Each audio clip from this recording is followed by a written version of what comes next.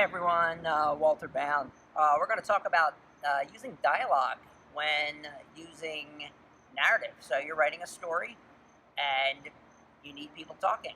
How do you do that? How do you punctuate it? What's the best use of dialogue? When do you use dialogue? When do you use summary? These are all things we can talk about. Really, dialogue requires two reasons, really. Dialogue helps reveal character. So what a person has to say reveals their personality, their charisma, their belief system, and dialogue should also advance the plot, right? So if you were to have dialogue that was like, "Hey Jake, how you doing? I'm okay, how about you? Not so good. What's wrong? Well, I'm not feeling so good." I mean, this kind of banter can go back, and it bores the reader, right? You can probably just summarize that. Jake met John and complained that he wasn't feeling good, right? So you can just wipe out a bunch of dialogue that's not needed, right? My problem with Harry Potter was a lot of times, pages would go by of this dialogue, and it's like, this is not really, doing it for me. That could be just me, right? So let's take a look at how to punctuate dialogue, how to use dialogue, different dialogue tags, and the different ways authors have used dialogue. Oh yeah, no duh, it must have been nature taking over. There's other reasons too, besides those two. Conflict, it advances a part of the plot, of course, but the conflict, we see the conflict in the dialogue, as we'll see in like a Hemingway story or, great stories. And also, dialogue reveals, like I said, character, but education level, the words the character uses. So if every character sounds the same and it sounds like your education level, well, you're not really doing a good job as a writer. You want to, how does your dad sound? What words did your grandmother use? Make sure, maybe using the vernacular, or even if you're like Mark Twain, the speech and the dialect is so important. It's very hard to capture dialect. Here in Jersey, we say use, right? Or orange, not orange, or water, right? I don't know, it's like water, but if you have South Jersey, someone born and bred in Jersey, it's like water, right? So dialect is tough, and to get dialect is really, it takes an incredible ear. Don't do it ineffectively. It's very, very tough. If you want to approximate, that's great. But let's get to, basically how to do the punctuation and look at some examples from literature of how authors have treated dialogue. So here's an essay that was published of mine not that long ago. It's about gardening, and I come back from gardening, and leaving the essay with some dialogue at the end is usually pretty effective in teaching journalism. Leave the article with a quote. Don't say, and therefore it was kind of a cliche summary kind of conclusion. Using dialogue, whether in journalism or in creative writing, is very effective. So in this conclusion, I write, walking back before the real heat of the day settles over Barclay, I speculate on 3 lessons of the day. This is like my takeaway. Never underestimate the power of weeds, never underestimate the growth of a plant, and never ever tell the wife you'll be right back. As soon as I'm home, I dump the tomatoes on the counter. And this is where I get the dialogue. What happened? My wife asked. Notice, it's in quotes. What is actually spoken is in quotes. Question mark is here. It never comes here. You never separate your question mark or exclamation point away from the question. All right. Now I need to know. I think I need to say, well, who asked this? I could say, what happened? And is it my daughter? Is it my wife? Who's asking this? So it's called a dialogue tag. It's a tag. It lets the reader know who says what. Sometimes it's needed, sometimes it's not. Like here, I say, water happened, and sun, lots of sun. That's obvious, that's me, right? Dad, my daughter Nancy said, Comma goes inside quotation marks, not outside. Many of you put it outside. Dad, my daughter Nancy said, period. You have dirt on your nose, period. Right? Period comes inside, not outside. I believe in England they do it the opposite. We fought a revolution for a reason, right? It looks so much neater right here. I'm a farmer, comma, I replied. I could say with a grin, blah, blah, blah, blah, blah. That's just based on style, right? Sometimes, beginning writers just overdo it. And they put like, he laughed heartily with blah, blah, blah, blah. Sometimes it's just, simplicity is the best. But again, it's all about style and you developing your own style. I'm a farmer, comma, I replied, period. Okay, comma, a gentleman farmer, period. And someday, comma, perhaps, comma, a master gardener, period, exclamation point. All right, this whole essay was called, becoming a master gardener and lessons I learned about gardening and parenting. All right. Another thing that students and writers oftentimes wonder about is how do you punctuate internal dialogue? Do you italicize? What was I thinking? The internal thoughts of the character, especially as the narrator, what do you do with that, right? And the modern way of doing it is oftentimes not having anything at all. Why did Socrates lead me to her? Was it a mere coincidence? All right. And then, these are kind of rhetorical questions. Sometimes you can just write, he then asked why she played music. You don't have to have the character say why she plays music. You just say he asked why she plays music. And then to feel alive, I guess, comma, she said, period. Do you need a cello for that? Question mark, he asked. Do you need a tongue to speak? What do you call yourself? So there's no tags here, right? Because it's obvious it's between these two people. My name's Jenna. Yes, but why do you call yourself? Yourself, all right? Again, using the vernacular.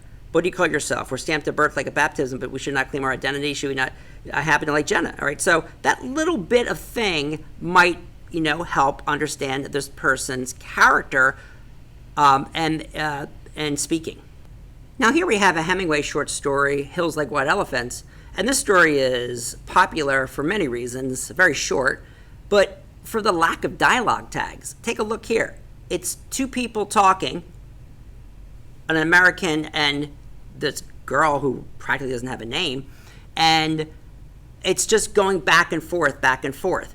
If you think about it, if you overhear a conversation at a restaurant or in a train station, you don't have he said, she said. So Hemingway was he gets authentic dialogue. And sometimes it's difficult saying who says what, but for the most part we can follow this. So in class I stage this, or we do a reading of this, and it's pretty easy as the audience to understand the back and forthness of it all right? So this is Hemingway's style, right? He's known for just bare bones, terse dialogue without too much embellishment, all right? You're not going to get the she said, sighingly, blah, blah, blah, blah. No, we have one she said right up here, all right? Okay, in keeping with the Lost Generation, let's go from Hemingway to his frenemy Fitzgerald, all right? In the great story Babylon Revisited, in class we do read this when we read Gatsby about the Lost Generation. He starts with dialogue, he gets right into it. So I say, a good thing is to end with dialogue. You can begin with dialogue. And where's Mr. Campbell? Charlie asked, all right? Notice the question mark right there. Gone to Switzerland, period, okay? You can use fragments in dialogue. That's fine. We speak in fragments. It's just, don't worry about it. Just make sure it's clear to your reader. Gone to Switzerland. Mr. Campbell's a pretty sick man, comma, Mr. Wales, period. I'm sorry to hear that, all right? We don't know who says this, all right? I'm sorry to hear that. And George Hart, Charlie inquired. Back to America, gone to work. And where's Snowbird? He was here last week. Anywhere. So the two names, so we don't know who this, who this other person is, right? We see Charlie because he's important. He's the protagonist, all right? But beginning with dialogue is very important, and him asking where all his friends are, and the party's over, right? It's the roaring 20s are done, the Depression is here, and Fitzgerald is wondering, where are all my friends? Where are all my drinking buddies? And Paris is not Paris anymore. But so the theme and the plot and the character is all revealed here very early, right away in the story. Okay, in keeping with the 1920s, let's stay with an Irishman, James Joyce, in his famous Ulysses. I just finished this summer on audio with a professor on audio and also with a book, and it was an amazing experience. But notice there's no dialogue tags. He uses these little dashes for dialogue, right? And it's just his style, a modernist style.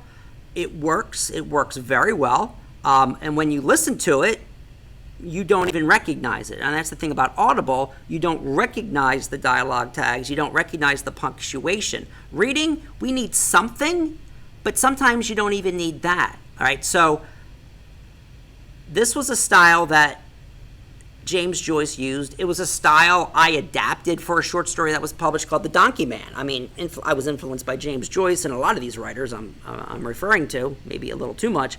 But in my first story that was published, I had these little dialogue tags, all right, because it's less formal. It seems more natural, right, than the stiff punctuation of quotation marks.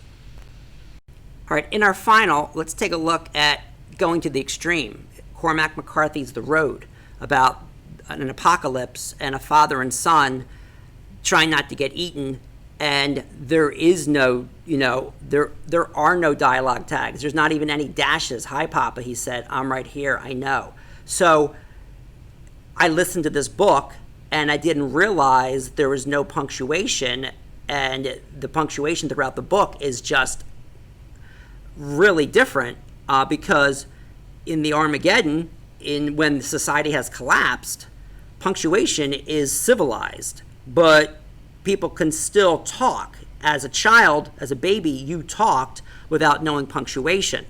So Cormac McCarthy here, in his style, is showing what happens to a society that has crumbled due to some sort of perhaps nuclear war. We don't really ever know. This is a fantastic book. I would highly suggest it.